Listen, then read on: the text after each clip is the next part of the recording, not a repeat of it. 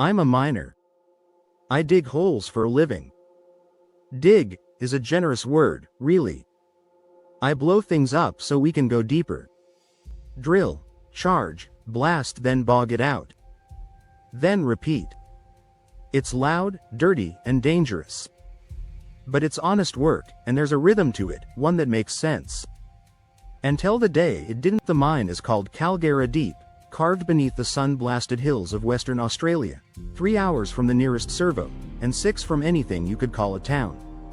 It's not on any tourist map. Just a dot behind a red dirt road lined with scrub and ghost gums, baking under the kind of heat that feels like a punishment. Above ground, there's nothing but flat country, shimmering mirages, and the low growl of land cruisers kicking up clouds.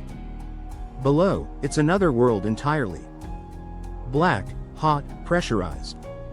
Like working inside the lungs of a sleeping beast. The decline spirals down like a corkscrew, levels branching off like arteries. On the walls, streaks of ironstone and quartz run like veins, whispering of wealth. But all I see is rock. Rock that hates us. We live in its shadow, day in, day out. The walls we drill into are older than time, but they shift and breathe when they think we're not looking. Miners don't talk much about it, but we all feel it. The weight of the mountain above. The way it presses down on your shoulders. The way the ground moans when no one's talking. The crew, well, they're part of the mine too. Worn, thick-skinned, most of them. Sun-cracked knuckles, tattoos faded by lime dust and sun. We come from everywhere: Kalgoorlie, Perth, Darwin, Broken Hill. Some from Zimbabwe, the Philippines, Fiji. All of us pulled in by the promise of cash and a kind of brutal peace. Down here, nothing matters except the job. It's simple. Honest. It's the deep. It started like any other swing. 7 on, 7 off, 12 hours at a time. I'd had my coffee on the bus in, made the usual groggy jokes with the crew, and geared up for the pre-start. Another day, another meter into the rock. No shortcuts. No shit. This wasn't my first rodeo. I've been charging faces for over a decade. You get a feel for the place after that long. The way the ground breathes, the way it creaks and pops when it's restless. That morning felt normal. Almost too normal. The kind of quiet you don't notice until later, when you're trying to remember what warning signs you missed. The headings were deep, past 1,000 meters. Hot, humid, still. My offsider, Davy, had cracked a joke about the air being thick enough to drink. We were loading up the cut at the end of the 5,065 decline, getting ready for the next blast. The drillers had done a clean job. I was priming the holes while Davy stood back, leaning against the wall and fanning himself with his helmet like an idiot. "You reckon if we keep going down, we'll pop out in China?" Davy asked, grinning through the dust. I slid a booster into place and didn't look up. "We'll hit hell first." He flicked a bit of rock off his glove and leaned back against the wall. "You ever think we're not meant to be down here?" I glanced over. "What, spiritually? Nah," he said. "Biologically, evolution and all that, we've got fur, lungs, daylight eyes. We're built for the surface." I wiped sweat from my eyes and smiled. "Speak for yourself. I reckon we're cockroaches. We'll outlast everything."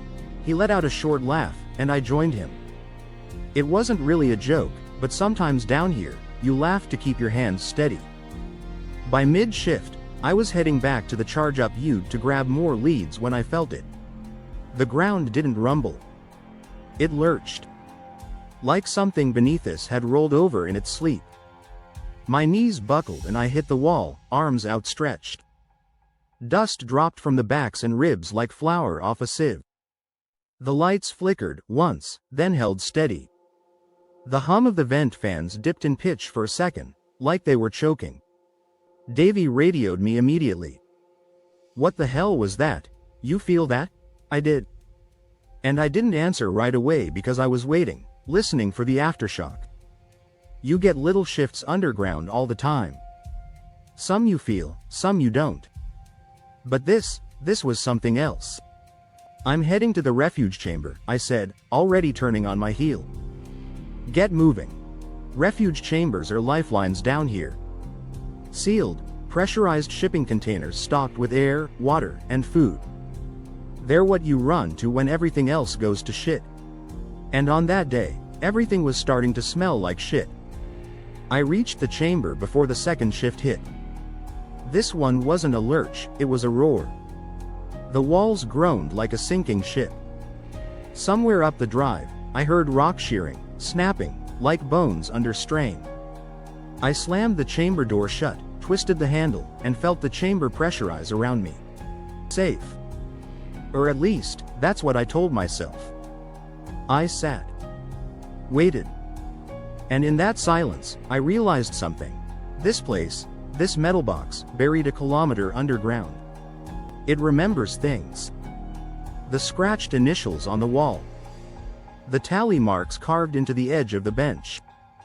The corner where someone drew a heart and a date. M+C, 2021. All little echoes of people who've waited here before, not knowing if they'd ever see the surface again. Time does weird things in a refuge chamber.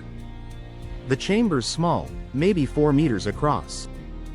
Pale walls. A metal bench. Oxygen cylinders stacked like spare coffins. A scrubber that hisses and sighs.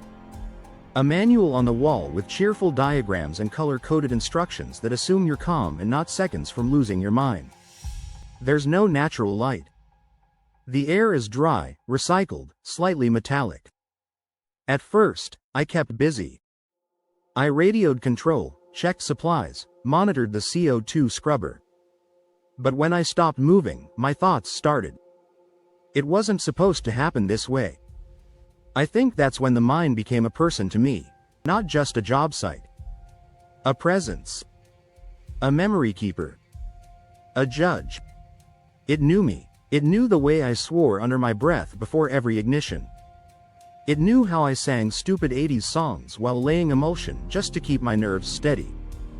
It knew I'd missed my daughter's birthday last week. Knew I hadn't called my mom in over a month. Knew I was tired. So goddamn tired. I lay back against the wall and closed my eyes. Outside, the earth shifted again. A soft tremble, like a stomach rumble. The mind was hungry. I wasn't supposed to be the one stuck down here, waiting to see if the mine would collapse or hold. I was supposed to finish my shift, catch the bus back to camp, microwave some shitty pasta, and fall asleep watching old footy highlights. That was the plan. Instead, I was alone. Sweating through my overalls. Trying not to think about the 100,000 tons of rock above me. Wondering if Davy made it to another chamber. Wondering if he was dead. I started counting things. There were 7 oxygen cylinders. 14 ration packs. 3 jerry cans of water. 1 toilet bucket. No windows. No clocks. And a growing sense that time was bending in here. 10 minutes felt like an hour. An hour felt like nothing at all. The only measure was the LED panel, which blinked its green reassurance over and over. Safe, pressurized, stable. I didn't feel stable. I started talking to myself. First out loud, then inside my head. It was a trick I'd learned in my first year underground. Keep talking, keep sane. But it didn't help this time. Not when the quiet was so loud it felt like it was pressing in through the walls. I laughed. Actually laughed. The kind that sounds too loud in a sealed room. Losing it already, I said out loud, just to test if I still could. My voice came back strange. Flattened. Hollow. The lights flickered again. Just once, like an eye half blinking. I pressed my back harder to the cold chamber wall. Tried to focus on the things I could see. The metal. The bench. The laminated evac sheet. Anything solid. Anything real. But the mine, it had other plans. A vibration ran up the soles of my boots. Subtle. Musical, almost. Like a low note struck on a cello. Then another. Louder. Closer. I felt it not in my ears, but in my ribs. Like it was playing me. I stood, heart hammering, trying to guess if it was another tremor. But it wasn't. The floor wasn't shaking. The walls weren't shifting. The sound was. It was like the mine was breathing again. Slowly. In. Out. The air moved, not from the scrubber, but from the very rock itself. A warm current, like an exhale from deep within the stone. I pressed my hand to the wall. It pulsed. Just once. I pulled away fast, stumbling back. Dust sifted down from the seams in the ceiling, catching in the emergency light. And that's when I heard the tap. Just once. Sharp. Deliberate. It came from the outer wall, right by the air vent. I froze. Another tap. Closer. I moved to the door, pressed my ear against the seam. Nothing. Then, tap tap tap. 3, in rhythm. Like knuckles on metal. I grabbed the radio. Is anyone outside? This is Chamber 5. Hello? Nothing but static. The tapping stopped. I stared at the door for a long time. Too long. Long enough that the silence afterward felt like mockery. Like the rock was laughing at me. I didn't sleep. Couldn't. The taps didn't come back, but the idea of them did. Echoed around my head like ghosts of sound. Maybe it was the air getting to me. Maybe someone else was outside, trapped, lost, dying. Maybe I was the one who didn't make it out, and this was what the afterlife looked like: metal walls, stale oxygen, and the creeping certainty that none of it mattered. I don't know how long it had been, but suddenly I heard it again. The tapping. But this time it was different. It was faster. Aggressive. The light changed. Tap tap tap. And then I heard footsteps. Not boots on metal. Bare feet on stone. Deliberate. Slow. Coming from inside the mine. From the sealed corridor beyond where the door stood firm. That was when I stopped thinking like a miner. Stopped thinking like a man. Started thinking like part of the place. Like a cell in a body that had decided to grow around me. Like a cockroach. The footsteps stopped just outside where the door should be. Silence. Then.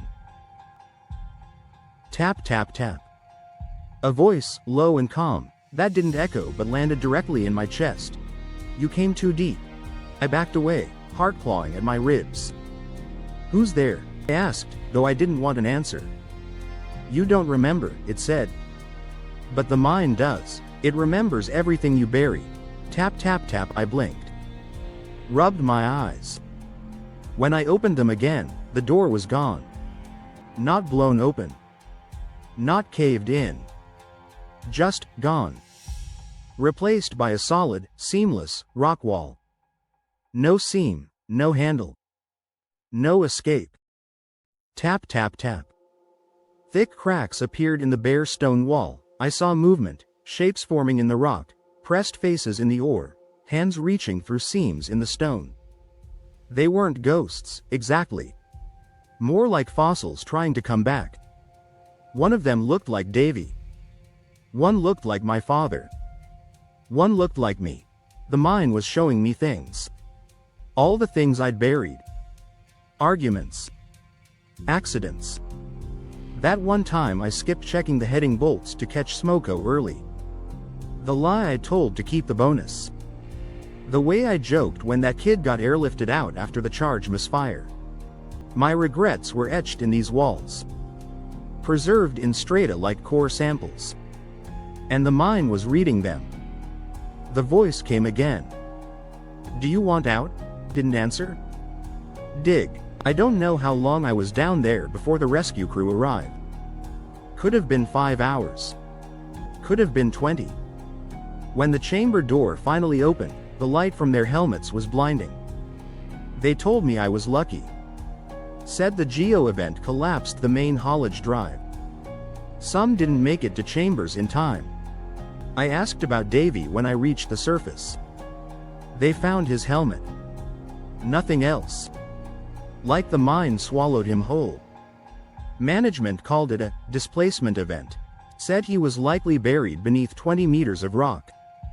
No chance of recovery. I didn't argue. Just nodded. They didn't mention the tapping. Neither did I. I'm back on shift now. Few weeks later. Same cycle. Same crew, short a few names. But sometimes, when I'm loading charges alone, I catch myself listening to the silence again. Just in case it taps back.